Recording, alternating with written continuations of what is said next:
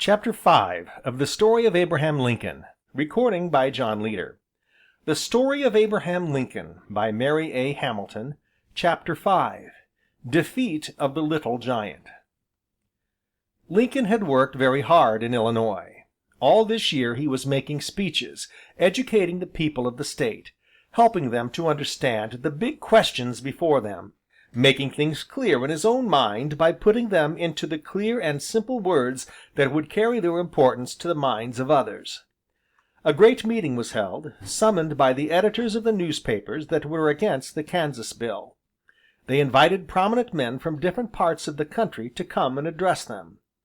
Lincoln was among those who went, and his speech was by far the most important of all that were delivered there.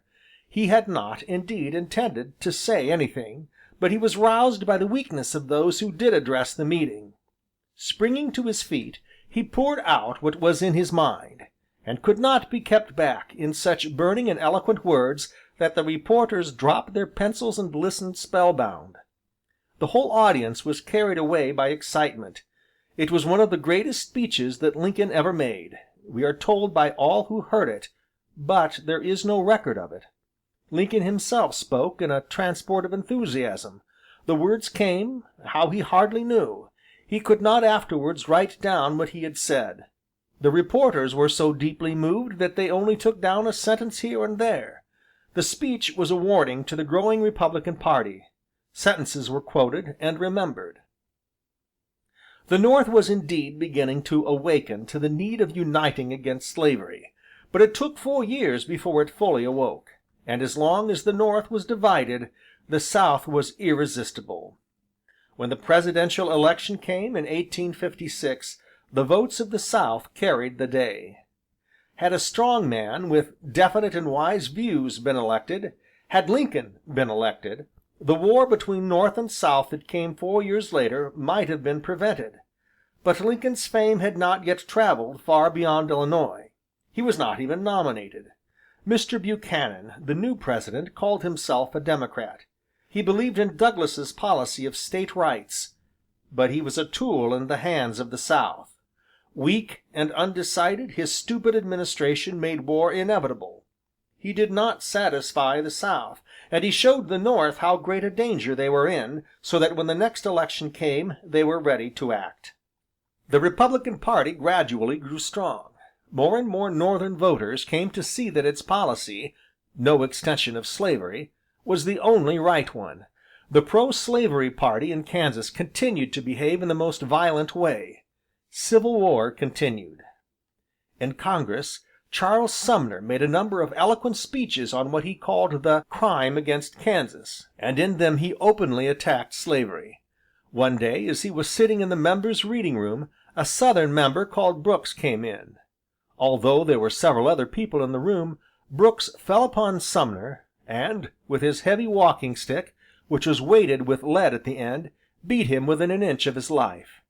For the next 4 years, Sumner was an invalid, and unable to take part in politics. This incident caused great indignation in the North.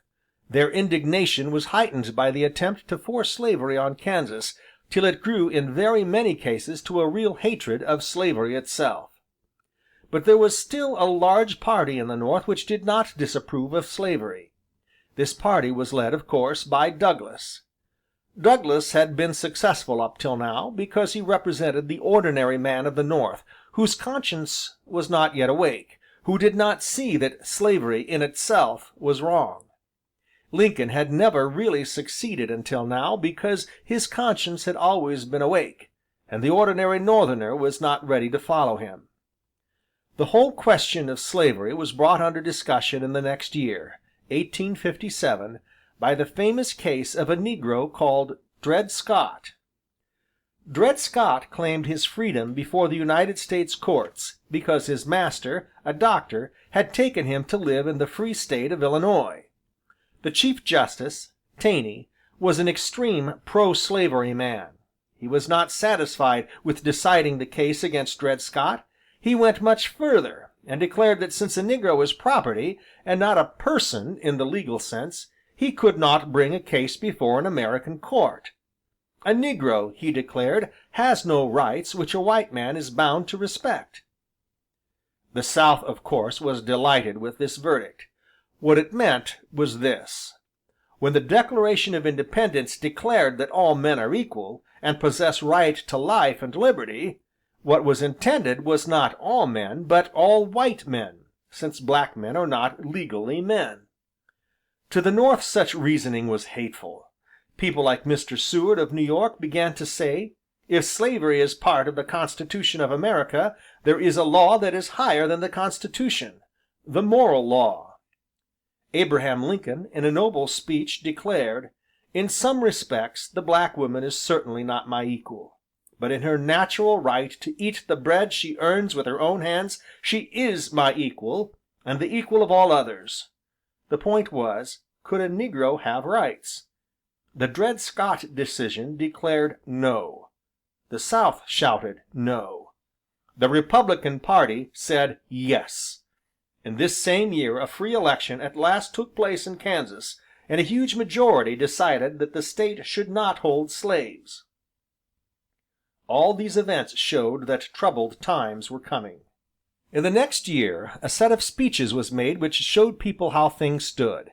In 1858 Lincoln stood against Douglas as candidate for the state of Illinois. Douglas was one of the most famous and popular men then living in America. He was far the cleverest man and the best speaker of his party. He stood for all those who, though they might not want to have slaves themselves, thought that slavery was not wrong, that black men were intended by a kind Providence to be useful to white men. If any state wanted slaves, let them have them. Why not? As Lincoln said, "Douglas is so put up by nature that a lash upon his back would hurt him, but a lash upon anybody else's back does not hurt him." Those who did not know Lincoln thought it absurd that he, an unknown man from the country, should dare to stand against Douglas, the Little Giant. But Lincoln was not afraid. He did not think of himself. He wanted people to hear what he had to say. He arranged with Douglas that they should hold a number of meetings together in Illinois. They arranged it in this way. At half the meetings Douglas spoke first for an hour. Then Lincoln replied, speaking for an hour and a half, and Douglas answered him in half an hour speech. At the other half, Lincoln began and Douglas followed, Lincoln ending. You can imagine one of these meetings. A large hall, roughly built for the most part, the seats often made of planks laid on top of unhewn logs, packed with 2,000 or 3,000 people intensely eager to hear and learn. Some of them were already followers of Douglas, the most popular man in America. All of them had heard of the Little Giant, the cleverest speaker in the States. Immense cheering as Douglas rose to his feet. A small man with a big head, a handsome face with quickly moving, keen dark eyes, faultlessly dressed. A well-bred gentleman, secure of himself, a lawyer with all his art at the end of his tongue, able to persuade anyone that black was white, to wrap up anything in so many charming words that only the cleverest could see when one statement did not follow from another, when an argument was not a proof, quick to see and stab the weak points in anyone else. A voice rich and mellow, various and well-trained, pleased all who heard it. For an hour he spoke amid complete silence, only broken by outbursts of applause. When he ended, there were deafening cheers, then a pause, and "Lincoln, Lincoln," from all parts of the hall. Lincoln seemed an awkward countryman beside the senator. His tall body seemed too big for the platform, and his ill-fitting black clothes hung loosely upon it, as if they had been made for someone else. When he began to speak, his voice was harsh and shrill. His huge hands, the hands of a laborer, with the big knuckles and red ugly wrists, got knotted together as if nothing could unfix them. Soon, however, he became absorbed in what he was saying. He ceased to be nervous. Everything seemed to change. As he forgot himself, his body seemed to expand and straighten itself so that everyone else looked small and mean beside him. His voice became deep and clear, reaching to the farthest end of the hall, and his face, that had appeared ugly, was lit up with an inner light that made it more than beautiful. The deep, gray eyes seemed to each man in the hall to be looking at him and piercing his soul. The language was so simple that the most ignorant man in the hall could follow it and understand. Everything was clear, there was no hiding under fine words. Nothing was left out, nothing unnecessary was said. No one could doubt what Lincoln meant, and he was not going to let anyone doubt what Douglas meant. The greatest debate of all was that at the meeting at Freeport. At Freeport Lincoln asked Douglas a question, against the advice of all his friends. He asked whether, if a state wanted not to have slavery, it could so decide. Lincoln knew that if Douglas said, "No, a state which had slavery must keep it," the people of Illinois would not vote for him, and he would lose this election. If he said "Yes," he would be elected, and not Lincoln.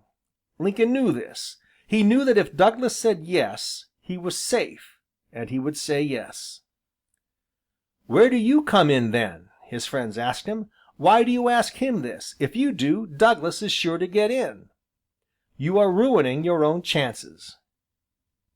"I do not come in anywhere," said Lincoln, "but that does not matter. What does matter is this. If Douglas says yes, as he will get into the Senate now, but 2 years after this he will stand for election as President. If he says yes now, the South will vote against him then, and he will not be elected. He must not be elected. No one who believes in spreading slavery must be elected. It does not matter about me." Lincoln was quite right. He saw further than anyone else. Douglas said yes, and he was elected for Illinois. But the Democratic party in the South, whose support had made him strong, began to distrust him. "Douglas," said Lincoln, "is followed by a crowd of blind men. I want to make some of these blind men see." Lincoln was defeated, but he did not think of himself. His speeches against Douglas were printed and read all over America.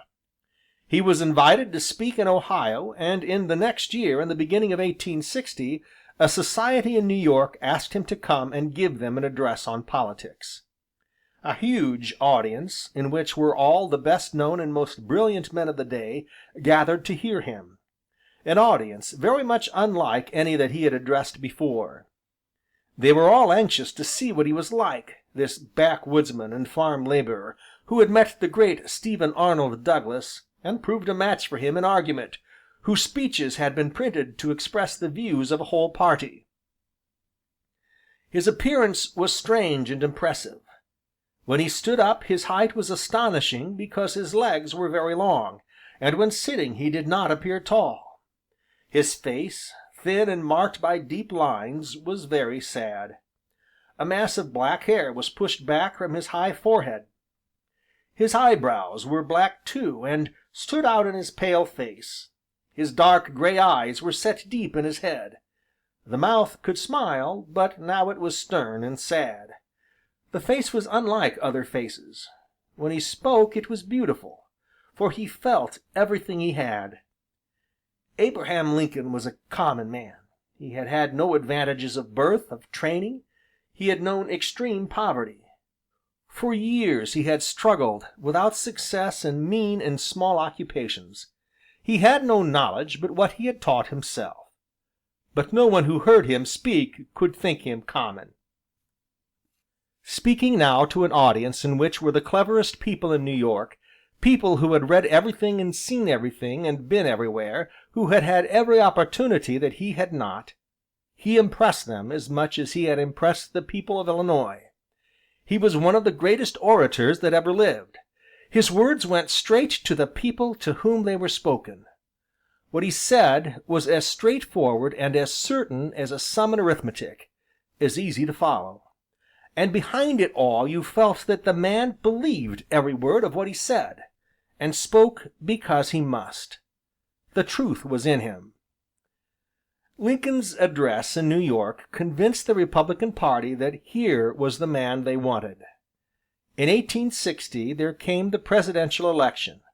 always the most important event in American politics, this year more important than ever before. For the last half-century almost, the Democratic party had been in power. They had been strong because they were united. They united the people of the South and those people in the North who thought that it was a waste of time to discuss slavery, since slavery was part of the Constitution. Their policy on slavery had been to leave it alone. As long as they did this, there was nothing to create another party in the North strong enough to oppose them. But when Douglas, in order to make his own position strong in the South, made slavery practical politics by bringing in a bill to allow Kansas to have slaves, and when the judges in the Dred Scott case roused sympathy with the negroes by declaring that slaves were not men but property, then the question united the divided North into a strong Republican party in which all were agreed. There was to be no slavery north of Mason and Dixon's line. The attempt to force slavery on Kansas split the Democratic party. One section was led by Douglas, who had gone as far as he could. He was not ready to force Kansas to have slaves if she did not want them, because people from Missouri wanted her to have them. He saw that to force slavery on the North in this way would mean division and war, and therefore he refused to go any further. By this refusal, Douglas lost his supporters in the South. They joined the section led by Jefferson Davis, the Southern candidate for the presidentship. Jefferson Davis was the true leader of the South. Douglas as well as Lincoln had begun life as the child of a poor pioneer. Each had risen by his own abilities and by constant hard work. Jefferson Davis was a true aristocrat. He was the son of rich and educated parents. All his life he had been waited on by slaves and surrounded by every comfort. While Lincoln was plowing or hewing wood, while Douglas was working hard at the bar, Davis went first to the University at Kentucky and then to the military academy at West Point, from which he passed to the army. He served as a lieutenant at the time of the Black Hawk War, and it is very likely that he came across Lincoln, who was serving as a volunteer. After serving 7 years in the army, he married and settled down as a cotton planter in Mississippi. His estates were worked by slaves, of course. To him the Negro was an animal, quite different from the white man, meant by nature to be under him and to serve him. Black men, unlike white, did not exist for themselves, with the equal right to live possessed by a man, an insect, or a tree, but had been created solely to be useful to white men. No two men could be more unlike than Lincoln and Davis. The groundwork of Davis's nature was an intense pride. A friend described him as ambitious as Lucifer and as cold as a lizard. He was cold in manner and seldom laughed. Lincoln was entirely humble-minded, full of passionate longing to help the weak. To Lincoln what was common was therefore precious. Jefferson Davis said the minority and not the majority ought to rule, and their looks were as unlike as their minds. Jefferson Davis, with his beautiful proud face, as cold and as handsome as a statue, expressed the utter contempt and scorn of the aristocrat for everything and everyone beneath him. When the Democratic party met at Charleston to nominate their candidate for president, they were hopelessly divided. Douglas's Freeport speech had set the South against him. For the last 4 years there had been a growing section which said that, as long as the South was fastened to the North, slavery was not safe. Now 7 states, led by South Carolina, left the Democratic meeting and nominated Davis as their candidate. The Republican party met at Chicago. There was only one man strong, reasonable, and sane enough for every section of the party to accept. This was Abraham Lincoln. At the time of his nomination, Lincoln was playing barn ball with his children in the field behind his house. When told that he had been chosen, he said, "You must be able to find some better man than me." But he was ready to take up the difficult task. He knew that he could serve his country, and he was not afraid. He had a clear ideal before him, to preserve America as one united whole. He saw that war might come. As he had said 5 years before, America could not endure forever half slave and half free. It must be all free, and the South would not let slavery go without war. The election came in November. The result was that Lincoln was elected President. For 4 years the destiny of his country was in his hands. CHAPTER VI.